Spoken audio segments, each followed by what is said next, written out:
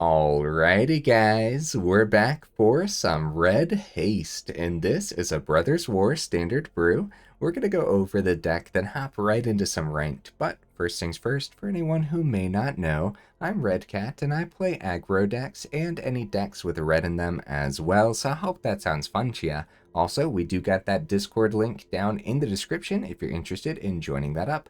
Okay, what do we got in the build here? A ton of cards that we actually get to see very often, so it's going to be pretty brief going over the deck today.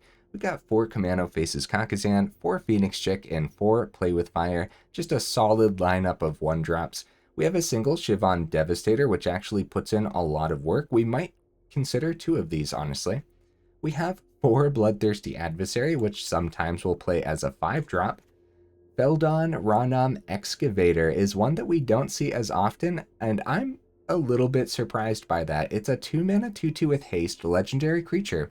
It can't block. Oh well, because whenever Feldon is dealt damage, exile that many cards from the top of your library, choose one of them until the end of your next turn. You may play that card. Every single time I've played with Feldon, it's been an absolute MVP, and I bet it's going to put in a lot of work today too. We got 4 Lightning Strikes, 2 Obliterating Bolts, and 2 Reckless Impulse as well. All of these can be played again with the Bloodthirsty Adversary's ability, which is pretty awesome. Some mono-red lists are actually playing 4 Reckless Impulse. I'm not sure it's actually going to be worth having all 4 of them, especially when we're playing Feldon too, but maybe we'll talk more about that in the final thoughts, right? As far as like Obliterating Bolt goes, sometimes we just got to do 4 damage to something. And then the Exile is also pretty good because there's still a ton of tenacious underdogs and other stuff that we like to exile as well. In our 3-mana spot, guys, we got a single Rending Flame. It's kind of like I said with the Bolt, right? Sometimes you just got to do more damage to something, and I think Rending Flame will be fine in here as a 1-of. We have 3 Squees, of course. I always bring this up, but it's really easy to recast Squee from the graveyard, like a lot easier than you would originally think. Now, there's a couple other 3-drops we could consider. I'll go over it in the honorable mentions here in a second. We have, of course, a top end of 4 Thundering Raijus. It just closes up games all the time, right? And then sometimes it's just super devastating for the opponent too, where you go turn 4 Raiju, turn 5 Raiju, and then it's just, you're just wrapping up the game then and there, you know?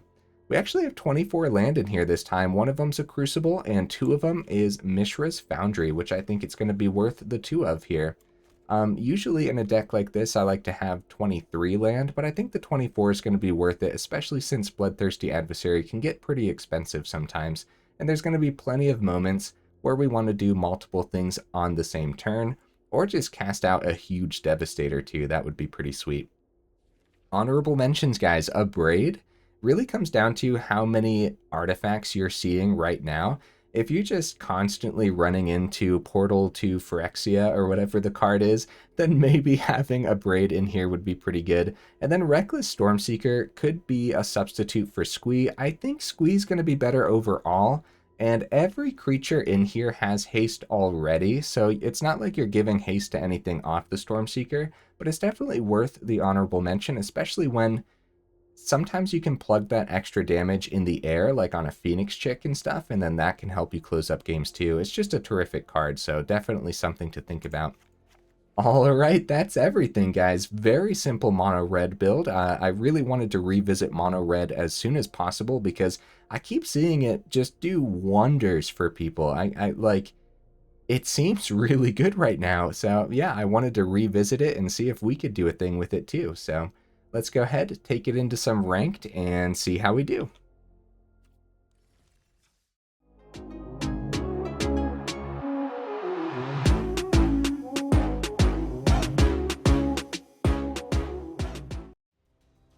Right into that first game. Nice.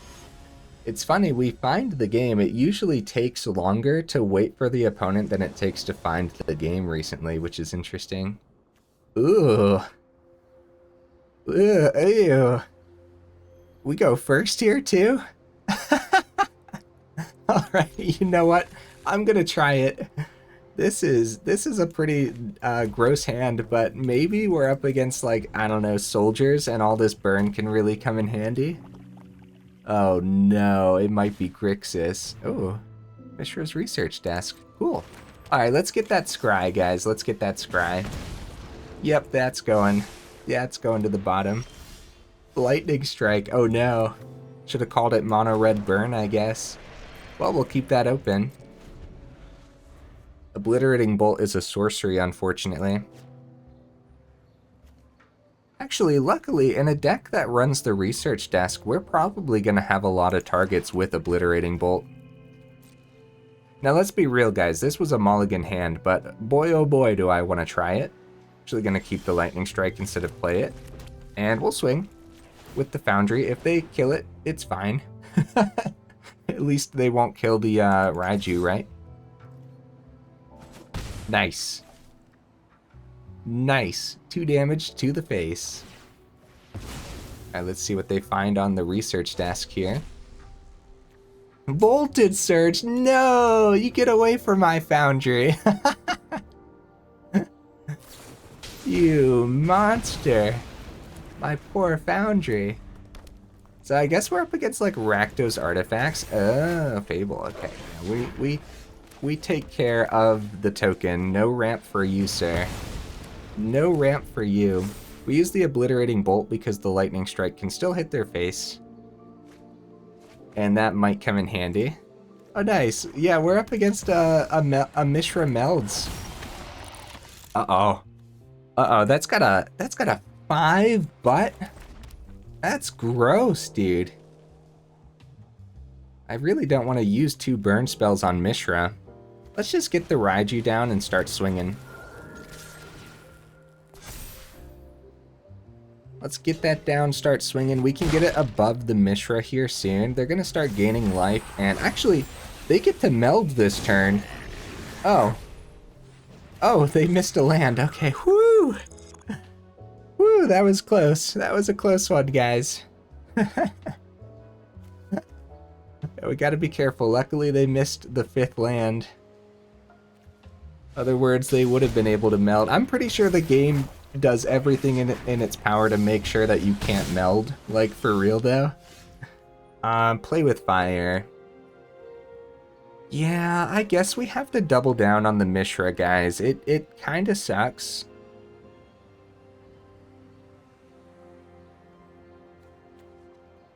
I wonder if they end up blocking the Raiju at all. Let's see what they end up doing here. They're gonna take the 5, or they're gonna block. I'm sorry. I don't know what my brain is thinking. Yeah, we should take care of Mishra so that way they can't bring back the Dragon Engine.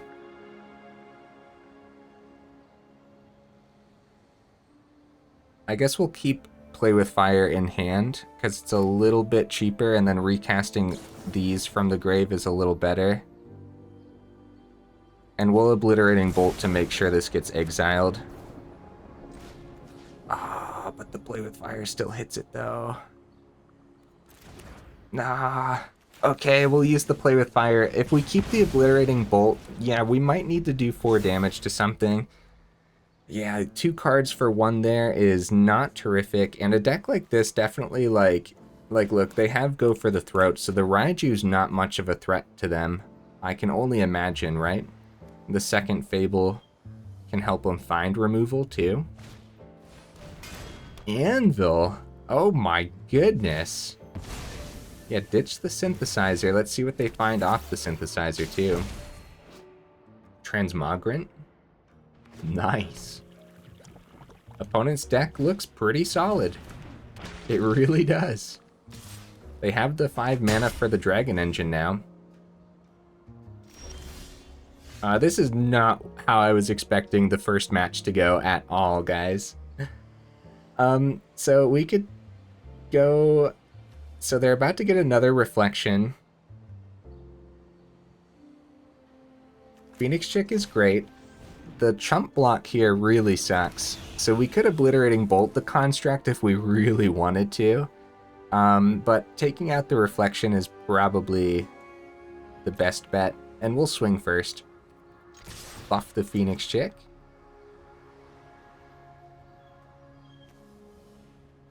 Might be a cut down.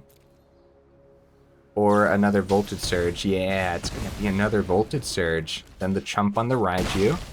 And now we're going to clean up. So Obliterating Bolt hitting Transmogrant would be pretty good too. But we got to take care of these reflections, right? I think so. Obliterating Bolt exiling the Transmogrant would be pretty good, but since this can't block, I think we're fine. This is rough, guys. The opponents had some serious value, and I was too stubborn to mulligan that starting hand, so like, it's kind of like, it could have been a much different game, but I had to try it, man. You know, like, we're testing out the deck here. We have to see if it would be worth keeping a hand with just burn. Okay, nice. We found that 5th mana. That's pretty big for us. We don't know what that last card in hand is. So, Obliterating Bolt.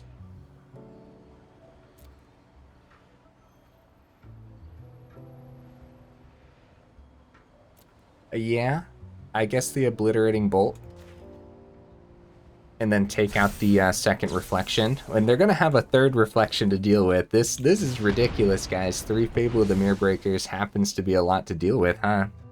Oh no, they find the go for the throat. Oh no, guys.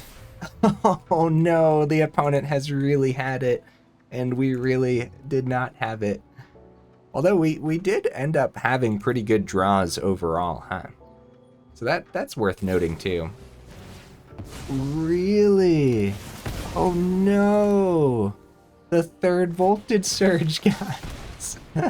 Bring back that engine, let's go. I'm gonna let them play this out. Actually, okay, yeah, the 1/1 isn't swinging this turn. Yeah, we don't have much time. Yeah, Anvil. That's pretty sick. That's pretty sick, guys. Can they wrap it up here? No. Phoenix Chick, yeah! Let's go, buddy. Let's swing on in. I mean, how can you not be happy to top deck a Phoenix Chick? It doesn't matter what state of the game you're in. You just look at that little adorable artwork. It will drop the opponent the good game, as we got ran over. So I wonder if a mulligan would have actually changed the state of this game anyways, because like, we care about having creatures on the board. There were 2 go for throats just right here at the top of the opponent's deck here, and 3 Voltage Surge, 3 Fable of the Mirror Breakers too. Even with a mulligan, I don't know, man. I don't know if we were coming out of this one. When we played with Dragon Engine, the first thing we found was it was just good. It was just like a decent card, even without melding, and I think we got to see it a little bit from the opponent here too, where just unearthing happens to be very valuable. The double strike is sweet, but then also restocking your hand can be absolutely insane, right? There's gotta be other builds that wants the Dragon Engine in them, even without the Mishra. Honestly, mono red might want 1 or 2, because there are plenty of moments where you want to restock a hand too. Something to think about, I guess. Opponent goes first here. Much better hand, first of all. Still a lot of burn, which is fine. We're seeing a lot of soldiers, so having burn for the soldiers is important. We don't care that we don't have a 2-drop here, guys. We got to get creatures on the board as soon as possible, so the turn 2 of the saga doesn't matter. Reckless Impulse. That's pretty good draw. Let's try it and see if the Make Disappear happens on the Impulse. They let us have the 2. Another Mountain, that's great. And a Feldon. Okay. I'm down. Kumano flips next turn. Arm hand. Keep it all open.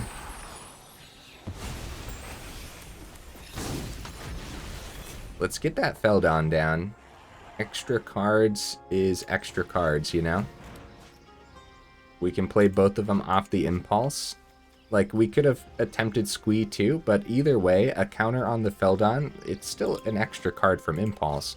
Counter on the Squee is fine too if it goes into the grave. This way we have Play with Fire open as well, which is awesome. So if it's going to be like a flash, nope, they're going to take the 2. Okay, well I wonder what this is going to be then. Something at the end of the turn here.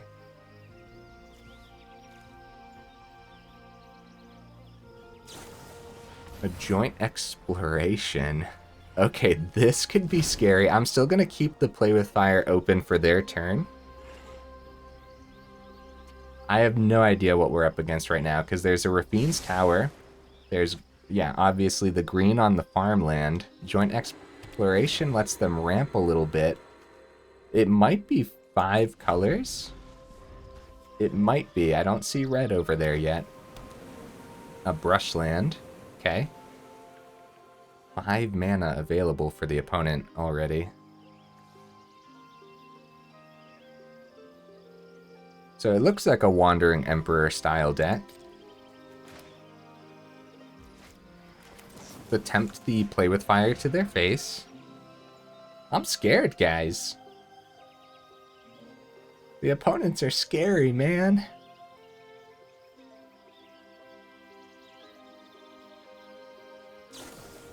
A joint exploration. What the heck is this deck, guys? First of all, Joint Exploration's one of those cards where it's also surprising to not see it. Like, there are so many good cards in Standard, and when we finally do see a good card, like, show up in an opponent's deck, it's like, huh, why don't we see that more often? Like, Joint Exploration seems really solid, doesn't it? I'll keep Kumano on top. Any extra damage, any like... They don't have a blue source open, guys. Woohoo, buddy, let's go. No blue source. It could be simple removal, but still, it's better to actually get creatures on the board than have them countered. Aww, it's better. I promise. It feels better than just having a make disappear hit a Raiju, you know? At least it hits the board first. Yeah, opponent's down to 9. This looks like maybe a Titan of Industry style deck. Like, they ramped twice. Farewell, you monster! Alright, well, we got Squee successfully here. We could keep Lightning Strike, too. I think getting the Kumano down is going to be a little bit more important. Actually, maybe not. Hear me out. If they have another Farewell, then the Kumano's just going to go bye-bye anyways. If we can play it after a second Farewell, however, then the chances of them having a third one to deal with it is low. A counterspell on the Lightning Strike would be bad, so we're going to do it this turn and keep the Kumano back. Opponent's at 3. They need a lot here, because they only have 3 cards in hand. Okay, well, the Memory Deluge is very good, so... they could, like, find a 4th land. They could find, like, a Depopulate. They could find a Wandering Emperor, gain some life. Lay down arms. Still only have 3 mana open.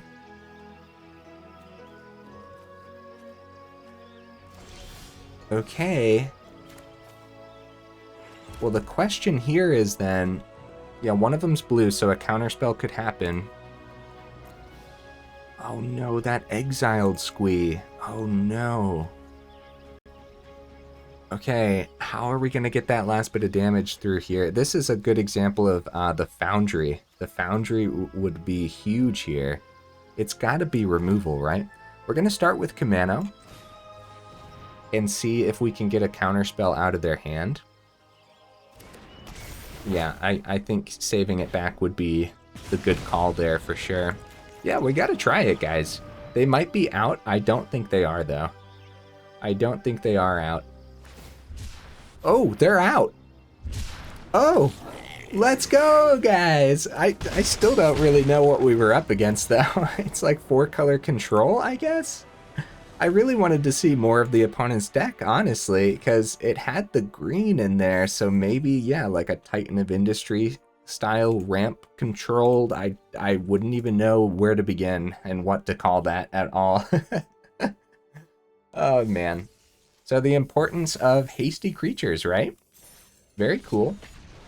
Squee putting in some work there, which is awesome. But again, that could have been a reckless Stormseeker too, and it would have essentially done the same thing.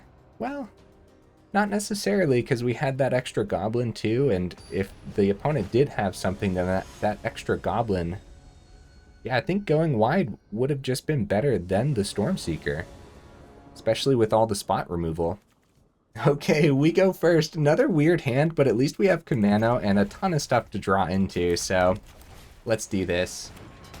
Couple lightning strikes is fine. We'll see if we can find a soldier deck to drop some of this burn onto. Alright, we'll keep the lightning strike open. Spara's headquarters. What is happening today? Yeah, I'll hit their face. It's fine. A little bit of extra damage. Bloodthirsty Adversary would have been good last turn. Do we keep it? Yeah, we keep it, especially this turn, since this could be a make disappear, and I really don't want to lose the adversary to something so simple. Whereas next turn, at least we'll have the 2 mountains open, if we want to play adversary as a 2-drop. Gonna pass again, huh? Man, this is weird. Yeah, you know what? I'll go for the lightning strike, see if they can counter this on their turn. Alright, they're down to 11. Another mountain. We should just wait. Probably. We should just wait. I really don't want to swing into a Wandering Emperor next turn off the adversary, but, I mean, with all these mountains...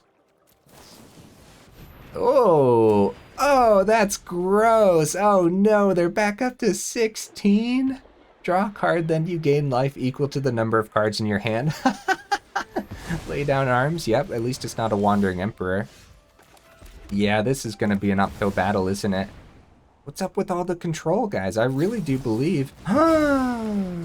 You monster! We could have started with Phoenix Chick, but I wanted to use the Bloodthirsty Adversary ability. Well, I guess... I guess it depends what the opponent plays for the next couple turns. I do know one thing. Oh, Teferi. Get a blocker on the ground? No, they're going to go for the draw here. That makes sense. We can't take out... That's a lot of mountains. We can't take out Teferi this turn. It's just going to gain a bunch next turn. Yeah, we're just going to swing face. I think this is the opponent's, unfortunately, guys. It was so simple for the opponent. We got to watch out for this card, guys. Union of the Third Path? We got to watch out for this.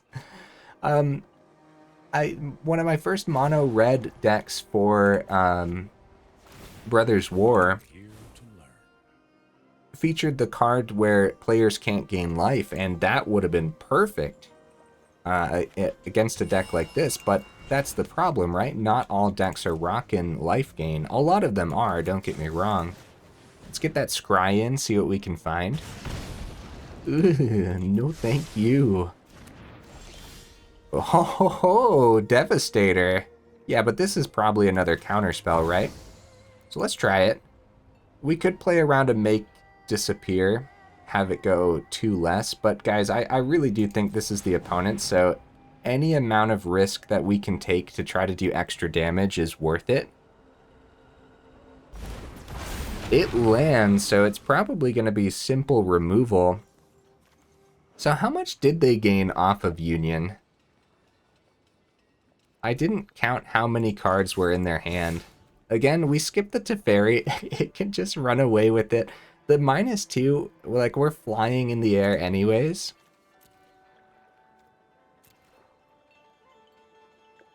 I can only imagine... Okay, Soaring City. So, no Wandering Emperor. That could be pretty huge for us, guys. No Emperor, and the Soaring City was their removal for that turn. Maybe they actually don't have removal for the Devastator. I'd love to swing it to Fairy. Okay, they go for Memory Deluge after it lands too, so they didn't even want to look for a counter spell, so it must be more removal then. Or they're feeling confident. Down to 5. I really doubt we get through. Wait, Joint Exploration. Is this the same deck? Is this the same player? I didn't look at the name. No, it's not. It doesn't have... Oh yeah, the Rafine's Tower. Oh. Okay. Is this something I should be looking out for, guys? Is this a new meta build? Well, hey, maybe this... I mean, it depends. No! No! Union of the Third Path. This card's gross, guys. Farewell! Oh my goodness. Oh. I love that Teferi's at 13, and I'm still just gonna ignore Teferi. I'm still just gonna go all to face. Lightning strikes more damage, so we'll do that. And I'll do this while they're tapped out too. So much damage. Whoa, another adversary on the top could be huge for us, guys. Okay, so Teferi's -2 blocks one adversary, but the second adversary might get through. I love how much damage we were able to do this game. Watch out for this card, guys. That's pretty gross, man. It seems like this is one of those cards that can either be really good or really bad. You know what I mean? Oh, they're whoa, whoa, whoa, whoa. They're keeping 3 open. They have to have simple removal here. You monster. The third union, guys. All right. And a lay down arms, too. All right, guys. We're going to give this to the opponent. We're going to drop the GG. I don't want the game to take too long. We could keep playing it out, but let's be real, right? At that point, we could have had that, though. Honestly, I do believe that that could have been anyone's game there. Ah, that deck looks gross. I hope we don't go up against that deck again. You know, this particular mono red build is technically designed to go up against the meta that I've been seeing, which is soldiers, and a lot of soldiers. Also, mono black. I've been seeing a lot of. This is the most normal hand I've seen today. I like it. This is probably the best hand I've seen today, actually. And we can keep the Kumano for turn 2, so that way we can buff the Squee. Yeah, very good. The opponent went first here, though, huh? That kind of sucks. Underdog? Okay. We have ways to deal with underdog. I wonder if the Reckless Impulse would be better for the turn. We got, like, the second Squee. Okay, so we have a Mountain Plate for next turn, but the Raiju's gonna go bye-bye because we don't have 4 mana for it. I think that's fine. I think an early Reckless Impulse there is 100% okay. Fable of the Mirror Breaker. Ew.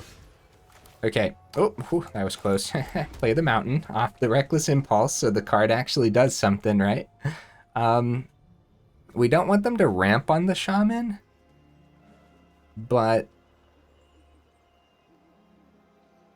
taking it out with Lightning Strike doesn't seem to be the greatest. I'm going to get Squee down. They don't block here. They block the 1/1 that's produced by Squee. But, I mean, yeah, they don't trade here. But extra damage going through. They didn't block the 1/1. Huh. I mean, yeah, extra damage. I'll take it. We're probably going to need it at this rate. I can only imagine this is going to be an uphill battle. Whoa, okay, they have Proving Ground and a Lounge. Proving Ground and Lounge. What are these decks today, guys? Yeah, we do have ways to deal with Shieldred, but none in hand right now. We'll see. Okay, let's get that draw. Phoenix Chick. Drop the 4th mountain. Tough battles today, guys. Oh my. The lightning strike's great. The problem is, if they block the 1/1 instead of Squee, then we still can't get that damage to that Shieldred, and then they gain 2 every turn.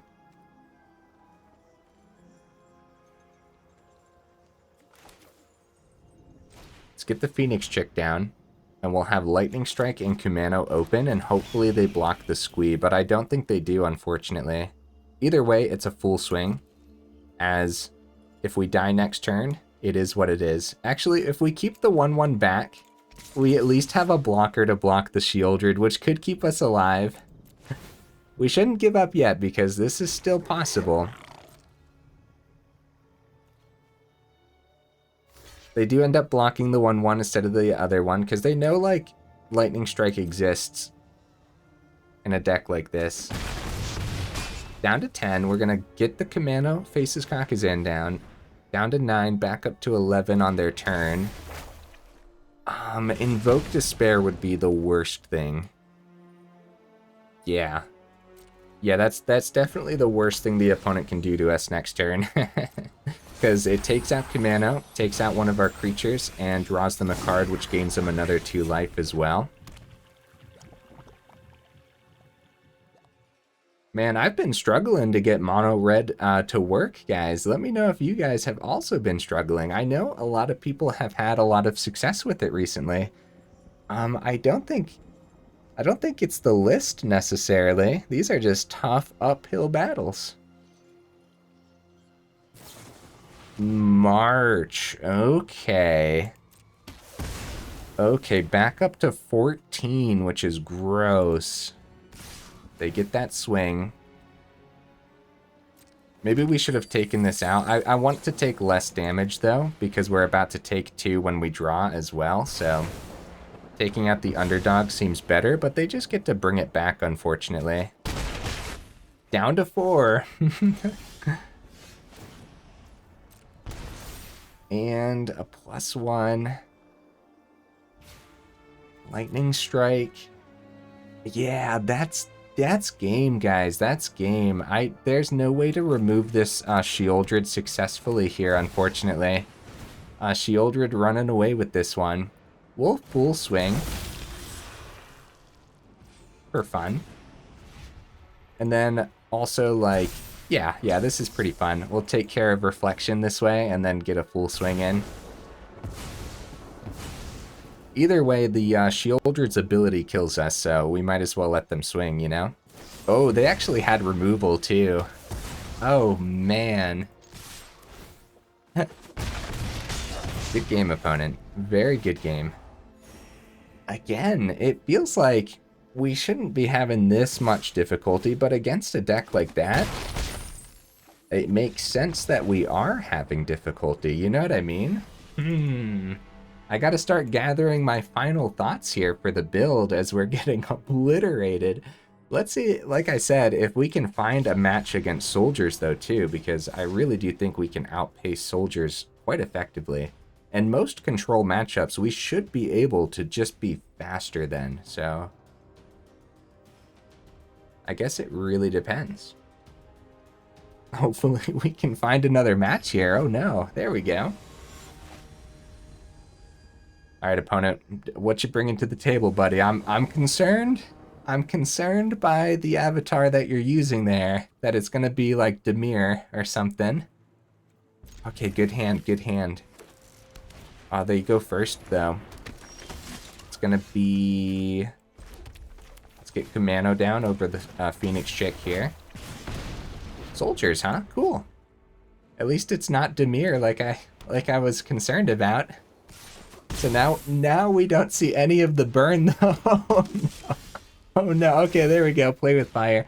Yeah, stuff like that's going to be very important to be able to deal with their brutal Cathars.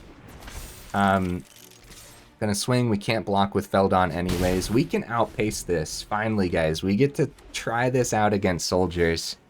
Yeah, brutal Cathar. It's like I said, you gotta have that burn at the ready. So Kumano flips, Play with Fire can hit, and we can bring the Feldon back. I suppose play the Phoenix Chick then at that rate.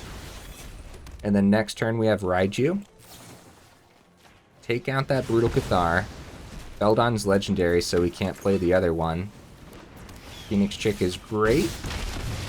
And I would love to see more burn off the top, guys. It's either we see all the burn or none of the burn. And sometimes, I guess, like, we got lucky drawing the Play with Fire, let's be real. We got lucky. Okay, are we the ones on the aggressive here?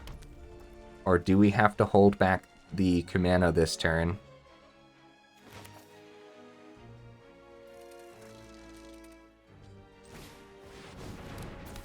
So I think we plug it into Phoenix Chick. These two can't block, guys, so keeping Etching back is probably important, as they could easily buff this board state and win next turn. Forcing a block with Veteran could be pretty good, though, as we do have... yeah, no, we gotta keep Etching back. We could keep Raiju back too, but another Brutal Cathar... Oh yeah, another Brutal Cathar. Well, it wouldn't buff their board state, so we'd still be alive. So they take the 7. Down to 3. Yeah, see, Etching wouldn't have got us there. Oh, it's not enough. It's not enough, guys. That's 8 damage. Oh, wait, double it. Wait. The 1/1 on the frontliner's 9. Oh, no! Oh, that's right, we have a blocker, though. Oh, for some reason my brain was like, why did I full swing? But the only reason was because there was a small part of me that said we should keep the Etching, and my brain actually thought that I full swung anyways. That is hilarious. That shows you how often I just full swing regardless. Because I was able to fool myself into thinking I had no blockers. That's awesome. That is awesome, guys. Ah, jeez. Let's see if we can get more soldier matches in. That is the majority of the meta as far as I can tell, but today was a weird day, man. Those decks were weird. Yeah. Everything today was weird, I feel. Like, now we're getting normal hands, too. Like, these hands are just, like, normal, right? Like, at the beginning, I feel like the hands were really weird. More soldiers. I mean, nice, honestly. 2-mana Kumano.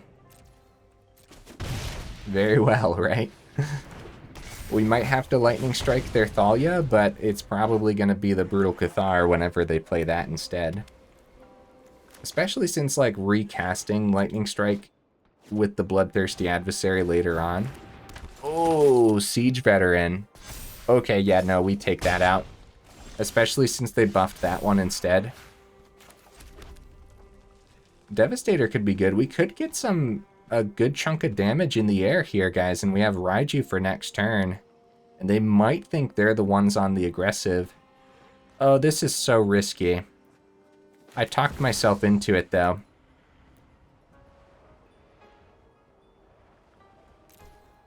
Especially since we utilized the second chapter on Kumano.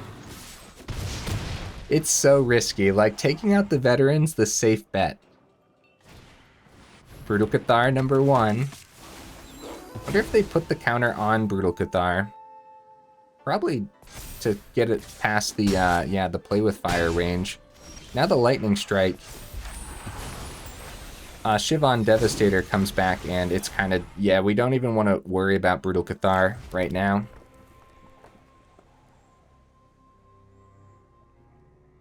Next turn, we have the Adversary. Oh, no! Wait. Oh, yeah, I didn't play the Lightning Strike. That's right. I guess we take out the Veteran so they stop getting counters. And then have Adversary next turn. Is that okay, though? I guess. I guess so. And we still have this open. Yeah, they block. They don't fall for it. I don't think they fall for that. That's a risky swing when we might need that Kumano, just like we needed it last game. Ew. Ew, this is a soldier's revenge is what this is. We'll take the 2 because of the first strike. Alright, so we can go Adversary, which is now blocked really well by the mural here. But we get to bring the Lightning Strike back to take care of the Thalia, so this other Lightning Strike gets a lot cheaper. Raiju can hit next turn, getting us above the mural range. I think we take out that Thalia now, guys.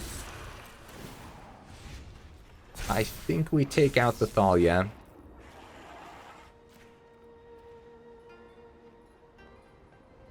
Pay 1? I'm sorry? What's happening? Do we have to pay the 1 from the Thalia? Oh, we have to pay the 1 from the Thalia. Oh, oops. I didn't know that, guys. Well, learn something new every day, I guess. Cost 1 more to cast. I guess, yeah, it's recasting from the grave. I apologize, guys. Well, either way, then, that would have been this Lightning Strike this turn. Yeah, and they buffed with the Valiant Veteran. Man, at some point, I probably knew that that's how Thalia worked, and I just kind of forgot. Yeah, we're super dead. We can't block with Phoenix Chick either. Why didn't I swing with Phoenix Chick last turn? Am I crazy, guys? Did I just like completely butcher this game? I apologize, man. That's honestly, it's honestly a little embarrassing, but I don't think we were getting around this one anyways. Oh man, Soldier's Revenge, huh?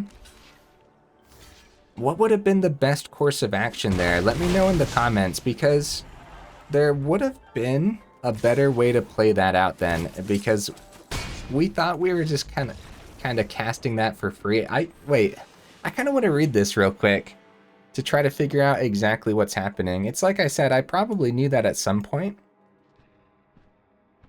So when you pay this cost 1 or more times, put a +1/+1 counter. Okay, then exile up to that many target instant or sorcery cards with mana value 3 or less from your graveyard and copy them. Yeah, you may cast any number of copies without paying their mana cost.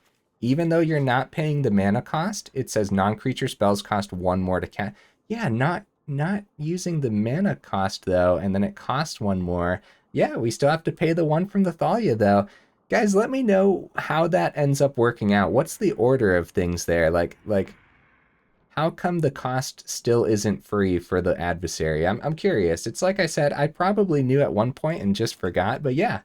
Woo, buddy, tough uphill battles today. We did end up squeezing in a couple victories, but nothing like I was expecting, honestly. I thought this deck was gonna completely run over certain decks, but we just didn't really get to see it today, did we? Rending Flame, we might need to go up to 2 of these. I can't believe how important removal is right now.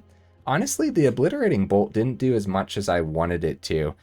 You know what I would do? I would maybe drop both Obliterating Bolts and go up a Devastator and go up a Rending Flame. There is a problem with the Devastator, and we saw it in that last game. Since soldiers are everywhere, Brutal Cathar is also everywhere. And so once it loses its counters, if you take out that Cathar, it's going to come back as a 0/0 creature, and obviously that's not going to work out well. And then, of course, my little misplay there or just a bad play, where I paid the extra for the Adversary, thinking that the Lightning Strike was going to be free to take out the Thalia, but we still had to pay that extra 1 for the Thalia regardless, so that's really something to consider. Because we're seeing a lot of Thalia too. A lot of Thalia, a lot of Brutal Cathar, and so both of these might not be the best bet against those particular decks, which I wouldn't have known without actually just going up against them, you know?